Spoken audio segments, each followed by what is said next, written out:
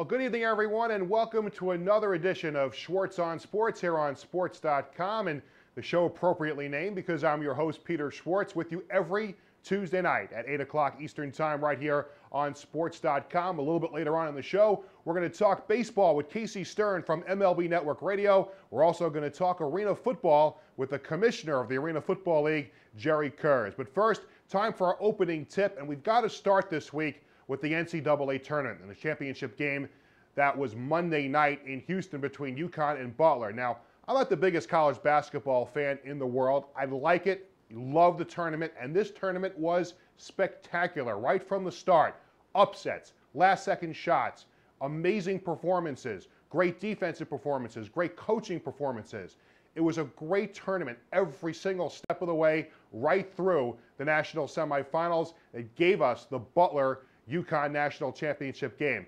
And I have to say, and again, this is coming from someone who is not the biggest college basketball fan, but I was so looking forward to watching a great game on Monday night in Houston, and what we saw was an unmitigated disaster. It was garbage, especially the Butler side of things. This was a team that did so well getting to the tournament championship game last year, played so well this year, again surprising everybody and getting to the championship game. They could shoot the threes, they could play defense. What we saw last night from the Bulldogs was just awful. It was garbage. And what we saw for the most part from UConn last night was garbage as well until they took control in the second half. Now, you can't completely poo-poo what we saw on Monday night because you have to congratulate UConn. Their third national championship, head coach Jim Calhoun, a great job this year. And he would fully admit of all the championships they won, this was probably the most unlikely given the fact of where they were during the course of the season. They go to the Big East tournament. They win 5 games in 5 days just to win the Big East championship. And then they get into the tournament. You figure they're going to run out of steam and run out of gas. Maybe they'll win a game or two in the NCAA tournament, but they go on the run and they win the national championship. But I'll tell you one thing. It was a major disappointment watching that game last night. As great as the tournament was, for it to come up with a stinker and a clunker like it was on Monday night was just an absolute disappointment. But for the most part, the tournament was great. You have to really credit all the teams that were in it. Virginia Commonwealth did a great job getting to the Final Four. Kentucky with a great run under John Calipari. And we had a great matchup of Butler and UConn in the championship. But it was a little disappointing to see that game that we had Monday because I don't think there were too many people that thought the game was going to be a blowout like it was in the second half. But just the level of play was just terrible. Butler couldn't shoot the ball into the ocean at all, especially in the first half. Got a little better in the second half. UConn then pulled away. So congratulations to the UConn Huskies. The men's team outdoing the women's team losing in the semifinals to Notre Dame. So they will not have a double national championship situation at UConn. Well, that's enough of college basketball. When we come back here on Schwartz on Sports, we'll turn our attention to Major League Baseball. We'll talk about the opening weekend with Casey Stern from MLB Network Radio when we come back right after this.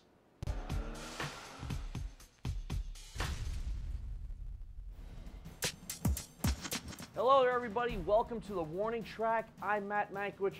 If you could change one thing about the game today, what would it be? Baseball fans, don't forget to check out the Warning Track Friday nights at 6 p.m. with Brett Quintine and Matt Mankiewicz. They'll take you through the MLB season, talk everything baseball, have great guests, and field your calls. It's 6 p.m. on Friday nights. Don't miss it. The Warning Track. It's out of here.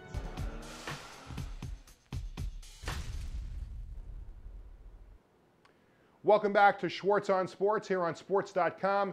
I'm Peter Schwartz with you every Tuesday night at 8 o'clock right here on sports.com. The 2011 Major League Baseball season is underway, an exciting first weekend of action. And our first guest on the show tonight to talk about what is going on right now in Major League Baseball, a good friend of mine. He covers baseball. He's a host for MLB Network Radio, Casey Stern. Casey, Peter Schwartz, how you doing? What's going on, Peter? Good to be on with you. How are you, bud? I'm doing great, Casey. Thanks for giving us a few minutes. Let's talk about a few things right off the bat from opening weekend. I guess the biggest surprise, the Baltimore Orioles under manager Buck Showalter, who took over in the middle of last season. They get off to a 4-0 start, their best start in a long time. How surprised are you that the Birds are unbeaten? Well, I think, first of all, when you look at the Orioles, last year when Buck came on board, you saw the attitude change. So I think, seeing the team play better is not something that's surprising. What's surprising is, probably the biggest issue with this ball club, regardless of the lineup, which has improved offensively in the offseason, free agent-wise, is they've got very, very young pitching, good pitching. But their best pitcher, Brian Manis, is on the shelf. So now you get a situation where Chris Tillman and Jake Arrieta and Zach Britton, who's a kid that everybody likes, all perform really well back-to-back-to-back days. It's one of those things where I always tell people, Peter, you don't want to over-magnify or overhype a week in a baseball season, because unlike 2 games in the NFL where there's only 16, there's 162 games. So you got to think, what would happen if we took this 4-game stretch and threw it in August? Well, it would just be 4 really good pitching performances from a bad baseball team. So I don't want to overhype what we have with the Orioles, but I do think they're much closer to the middle pack in the American League than they were a year ago. Oh, there's no question about it. And the one thing, though, about the way they've gone about their business, I mean, obviously they've been a disaster the last few years with that ownership there. But what Buck Showalter has done, he's come in, he's re-energized the franchise, the fans are excited. And listen, that's a good baseball town there in Baltimore, and they have had garbage to look at the last few years. And now it looks like they really have something to latch onto and something to look forward to. Yeah, I always bring this up, but a few years ago, remember when Jim Leland took over with the Tigers, he got in a situation 6 games into the season where he absolutely went on a rampage with the media, and they were only like 2-4. But the point was he wanted to make a statement that the attitude had changed. I think that's why he had comments from Buck about guys like Theo and Derek Jeter in spring training. I think in general he came in there and wanted to completely wipe away the attitude of losing that had been there and associated with that uniform really for such a long time, it seems like. I mean, we're looking at really the past decade of despair for that baseball team and their fan base. So I think certainly they're back in a big way as far as reputation is concerned and attitude. And I think you get that with a lot of these teams. Even the Pirates are going to be a bad team this year. Clint Hurdle's a guy who will change the attitude there in Pittsburgh. So they'll probably lose again this season, but maybe they're a step closer to being at least respectable. It's good to see some of the bottom feeders, as we call them in Major League Baseball, stepping up a little bit, because as you mentioned, Peter, some of the really good franchises over the long term the last few decades have had rough seasons here over the last 10. No question. Casey, I want to stay in the AL East, but you brought up Clint Hurdle in Pittsburgh, and, well, I'll tell you, it just leads me to talking about the Mets, and I was going to bring the Mets up a little bit later, but Clint Hurdle not waiting for the Mets to offer their managerial job. He went ahead and took the Pirates, so it was such a terrible offseason for the Mets. Clint Hurdle takes the job with the Pirates, and they've got some good young players there. What does it say about the state of the Mets that Clint Hurdle didn't even wait for an offer? He took the Pirates job. Well, one of the things that Clint told me, and I spoke to him really shortly right after that happened, was there was no guarantee he was getting an offer. Remember, at the time they were looking at 1 or 2 other guys. Right. And when you've got so many different cooks in the kitchen, and the Mets now have not only Sandy, but J.P. Ricciardi and all these other guys involved, and you've got Jeff Wilpon, who wants to run the team, and Fred, who's supposed to. You've got really a ton of guys that are thrown at you from different angles. So I don't know if he really thought it was a guarantee, but, I agree. I think, forget about just beyond Hurdle. I mean, free agents, we saw this a couple of years ago, even with Benji Molina, of all people. You look at the New York Mets, they have to change their franchise as far as the way it's looked at around baseball. I think what they did was they brought in a guy who's a safe guy in Sandy Alderson. Oh, yeah. He's going to do all the right things. He's going to say all the right things that are dignified and respectable. And what he needs now is to get this baseball team back on board. But he will not be graded, in my opinion, based on wins and losses. I know they're up 6-0 on the Phillies tonight. You know how Mets fans are. They'll get excited. If they're 6-1, they'll think they're winning the World Series.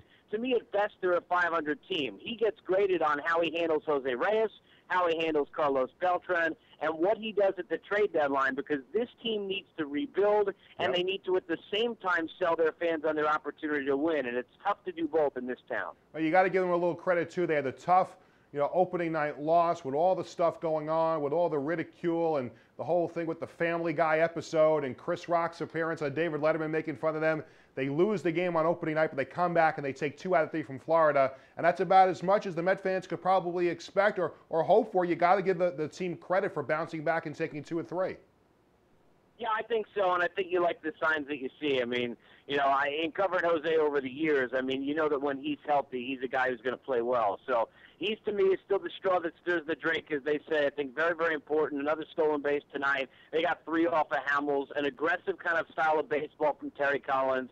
Then you get a better year out of David Wright. I mean, you got too many unknowns. That's the problem. 1, Carlos Beltran you can't trust. 2, I like Jason Bay as a comeback player, but he's not on the field with his own issues. And then 3, and that's Johan Santana. And, you know, this is where really you got to go with what you know to be true based on track record and not what you're told to believe based on the Mets. And that is, if you look at Pryor or Wong or anybody who's been these kind of capsular shift kind of a surgery, they don't come back in the league at all. Forget about them not being good. You literally never see them again. So for me personally, the chances that Johan Santana gets on a field at any point in 2011 are very, very slim. Talking to Casey Stern from MLB Network Radio here on Schwartz on Sports on sports.com. Casey, a couple minutes left. Let's go back to the AL East and talk about the Red Sox and the fans in Boston. They're getting ready to push the panic button. 0-3 after getting swept by the Rangers. What do you think the thoughts are by the faithful in Beantown right now? Well, I mean, obviously, you know, they're looking to go 162-0. They've got all the expectations. They got all the money that they spent. You know, really for me, it comes down to be honest with you, the guy who pitches tonight in Josh Beckett.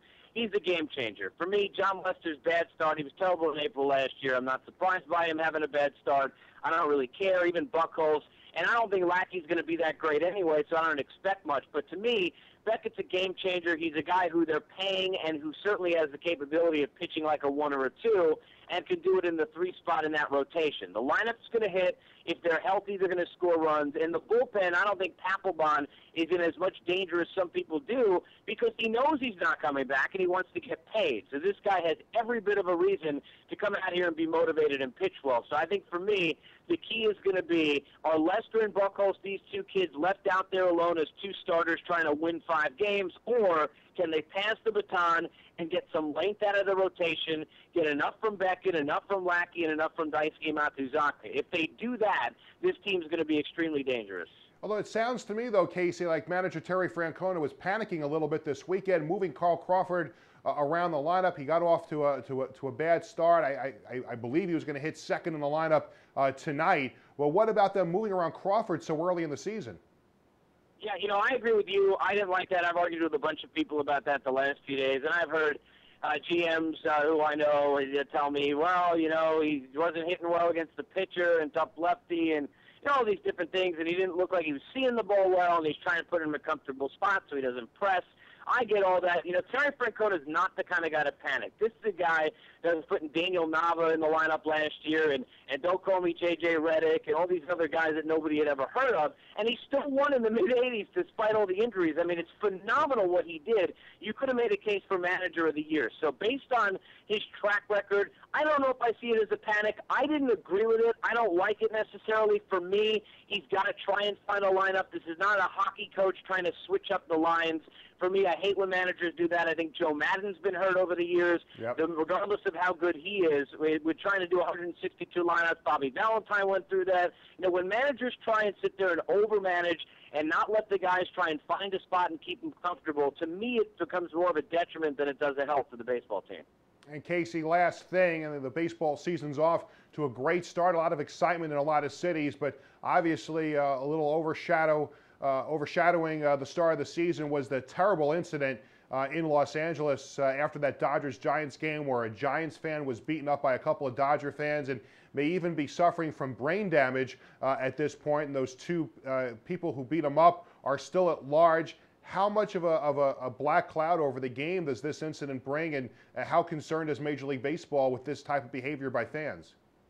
You know, I think kind of more of the first than the second. Black cloud, definitely. Concern, probably not. More about the incident and about the security at that particular park because, as you know, I mean, we sit here, you look at Yankees, Red Sox, and Mets, Phillies. For as much as on the East Coast these 2 fan bases hate each other, and you'll see fights at times with the intoxication, the drinking, and whatnot, for the most part, there's actually a mutual respect, as crazy as that is. I've sat in the bleachers at all those parks, and you don't find that many fist fights regardless of what's going on verbally. I was surprised to hear about it. I lived out in L.A. for 3 years. Dodger fans are good fans. I know that some of them get killed for coming in the 3rd and leaving in the 7th. I think they're a pretty good fan base. They're just waiting to come out and find a winner.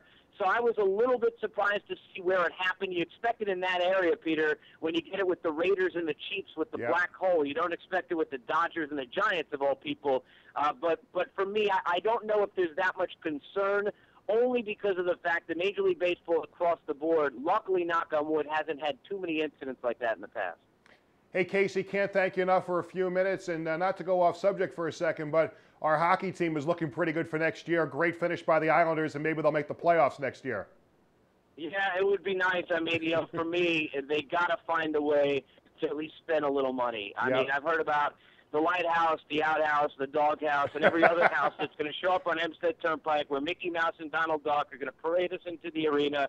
I only care about what shows up on the hockey team. You got kids in Tavares and Okposo and Molson and Niederreiter and other guys that you like. The goaltending situation is going to haunt them for a long time. The DiPietro move, to me, is one of the worst in the history of the franchise, and that's even including all the crap that Don Maloney did. So for me, I think the goaltending situation's a scary one, but I agree with you. As far as the ability to score, the skating, and just the style of game that they're playing, you got to like what you see. All right, Casey, thanks a lot for a few minutes. I appreciate it, and we'll talk to you down the road.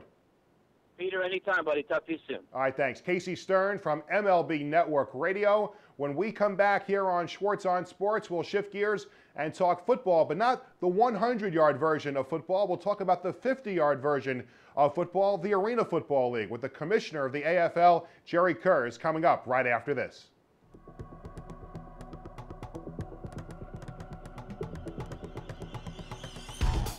Welcome to Sports. My name is Greg Dorman, and this is Rally Notes. Racing fans, don't forget that on Thursdays at 7 p.m., it's time for Rally Notes. Greg Dorman, rally racing co-driver from Klein Racing, hosts guests and takes your calls about the entire automotive industry, rally racing, and auto racing in general. Rally racing is a great sport. They have Subarus and all sorts of off-road, all-wheel drive vehicles that run through the mud and the backlogging roads. But he's not only talking rally, he'll talk all sorts of racing and automobiles as well. We'll test cars, we'll drive cars, and we'll have a lot of fun. Rally Notes, 7 p.m. on Thursday. Don't miss it.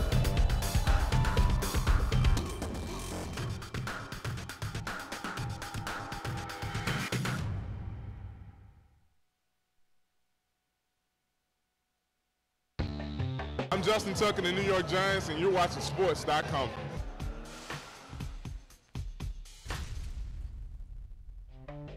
If you want everything sports, you got to go to sports.com. That's spelled SPORTCE.com. We're going to take you behind the scenes in the world of sports and a lot more. It's sport, content, and entertainment. We got a lot of great stuff. Technology segments. Now it's got the front and back facing cameras, so you can do video chats like this one via Skype on the 3G network, and you can do FaceTime, only available on the Wi-Fi. It's got a lot of other great features. You can edit on it with iMovie. You can make songs and voiceovers. Behind the scenes. We back, sports.com, at this secret location behind the scenes. Jim Jones. We'll take you into the lives of athletes, follow them off the field, but it's also music. Be right here, but it's perfect day. And other genres as well. Check us out, sports.com, and we've got live shows 5 days a week. A lot of live shows with live guests in our New York City studios. We've got Rally Notes at 7 p.m. on Thursday nights, The Warning Track, 6 p.m. on Friday nights, Schwartz on Sports with esteemed broadcaster Peter Schwartz, 8 p.m. on Tuesday nights, and on Wednesdays, it's The Music Movement with Darryl Reed. Check us out, sports.com.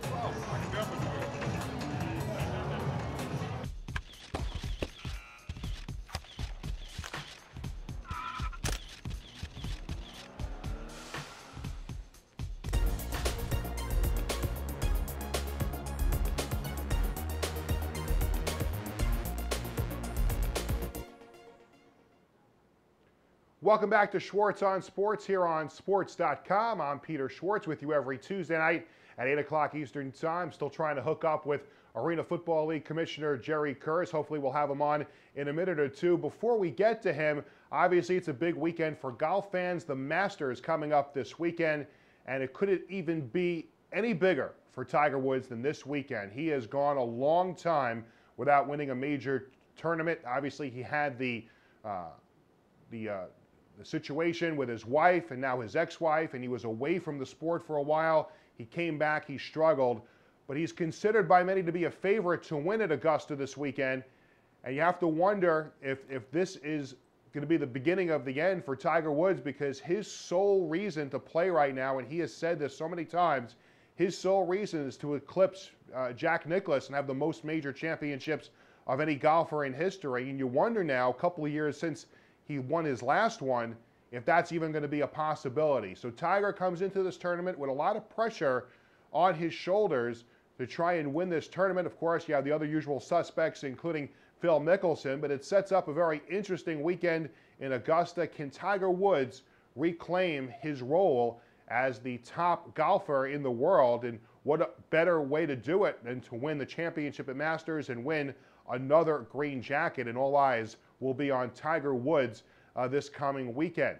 Another thing I wanted to talk about was the fact that, now look at me, I'm not exactly the most athletic looking person. I like sports, but I'm not exactly the most athletic looking person.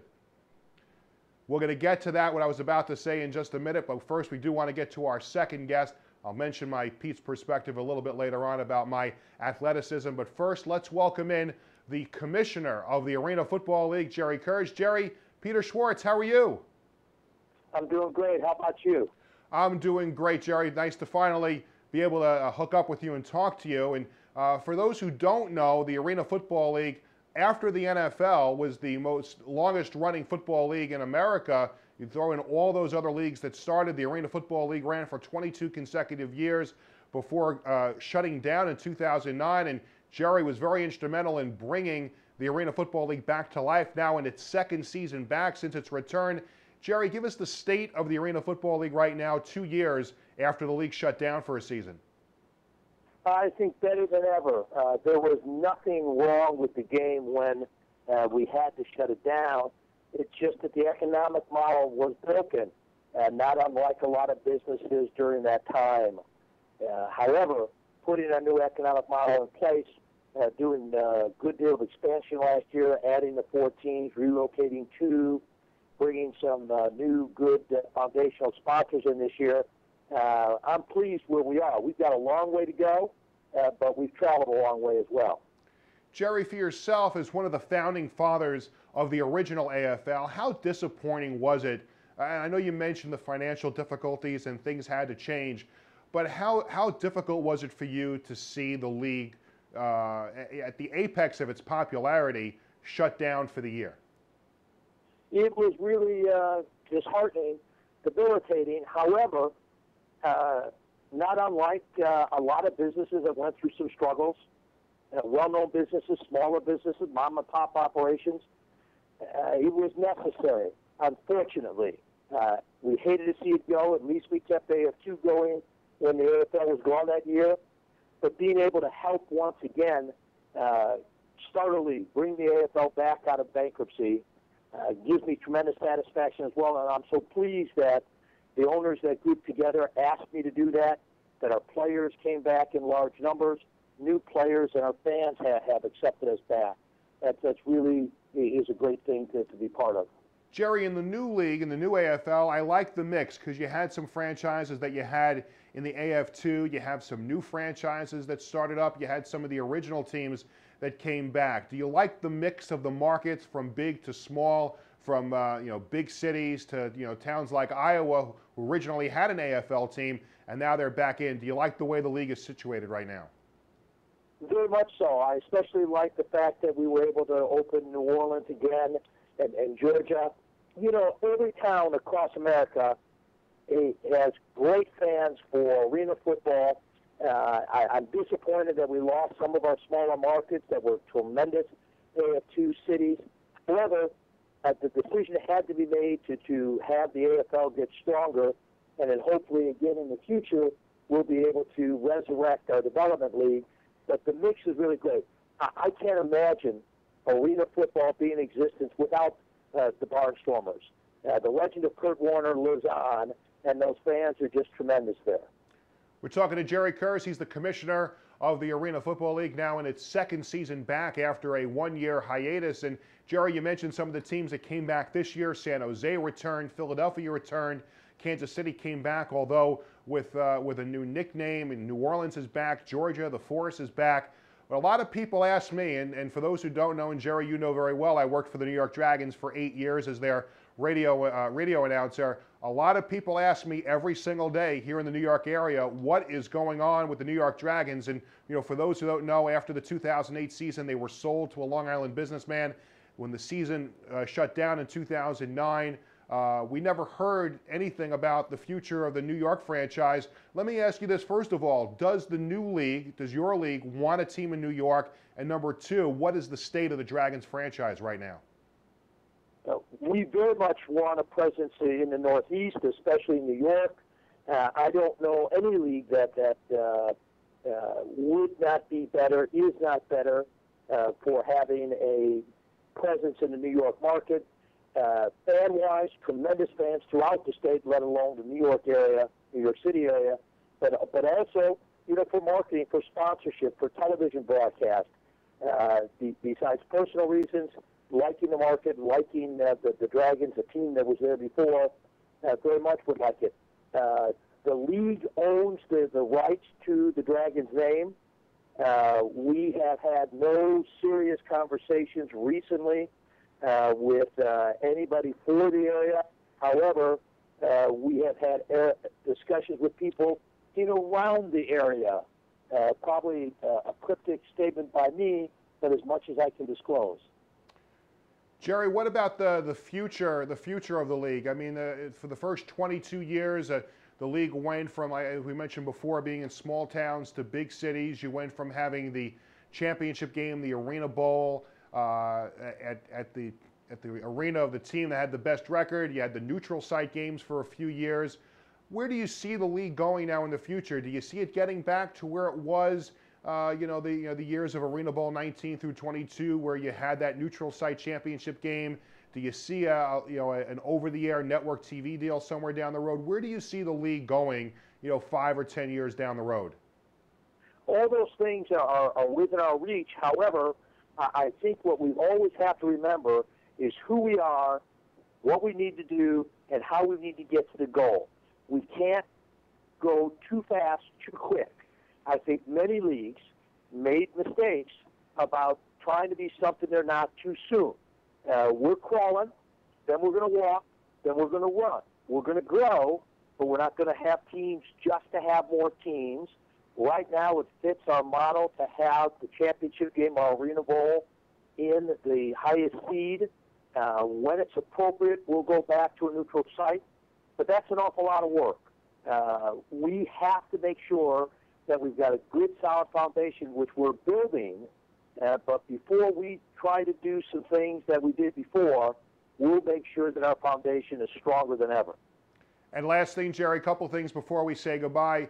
You mentioned before the mix of the players. You had a lot of the veteran players came back to the new league, including Aaron Garcia, and you had a lot of the former head coaches came back, including Mike Hohensee. Tim Markham came back before leaving the Storm before this season. How important was it for you to kind of bridge the older players to the newer players in the AFL? How important was it for the league to have those star players come back? Oh, absolutely essential. If nothing else, for public perception. If it would have been entirely new players without any nexus to the previous incarnation, people would have said, what is this? However, because those players came to us, they demonstrated that we were arena football, we were back better and stronger than ever, and that makes such a difference for us in being able to go out and market our sport to fans, to the media, to corporate partners, to broadcast partners, and having Aaron and the coaches that you mentioned, just tremendous. Having Mark Reed back, John Dutton, it's a shame he got hurt this year, but I saw him last weekend at their home game in Cleveland. He's going to be around with his leadership, so absolutely essential that we had a mix. Hey, Jerry, thanks a lot for a few minutes. I appreciate it. Too bad it took 7 extra days. I was looking forward to it last week, but so glad we had a chance to catch up a little bit. And let me tell you something right now. Get cracking with that New York team because I want back in the AFL. Appreciate what you've done and keeping us in front of the fans there. Apologize for last week, but had some bad information about a number, but that happens, and I'm glad we got together today, and appreciate all our fans out there as well. All right, Jerry, thanks so much for joining us. Jerry Kerr is the commissioner of the Arena Football League. As I mentioned before, look at me. I'm not the most athletic-looking person. Yes, people will joke, yeah, I'm an athletic supporter, but I'm not really that athletic. Anyway, this is Pete's perspective as we close out this edition of Schwartz on Sports. Sunday night, believe it or not, I actually roller skated. Well, look at me. Do I look like someone that's going to roller skate? I did it for a good cause. My cousin Howie is a cancer survivor, and he was a part of a great event on Sunday night on Long Island here in the New York area, a Relay for Life roller skating fundraiser that raised a lot of money for cancer research. And it was a great event. It was a lot of fun. I fell down a few times, but it was well worth it because we raised a lot of money for cancer research, and my cousin Howie does a great job with that organization. So if you got a chance, support the American Cancer Society and support Relay for Life because they're great people and they're doing a lot of great things as we try to find a cure for cancer. I want to thank our guests here on this edition of Schwartz on Sports. We want to thank Jerry Kurz, the commissioner of the Arena Football League. We want to thank Casey Stern from MLB Network Radio. Next week, right here on Schwartz on Sports, we're going to talk to longtime actor Dan Lauria, who is now on Broadway portraying Vince Lombardi in Lombardi on Broadway. We'll talk to him here in studio next week. We'll also chat with ESPN.com hockey writer E.J. Raddick on the eve of the Stanley Cup playoffs. Thanks so much for joining us here on Schwartz on Sports. I'm Peter Schwartz. See you next week.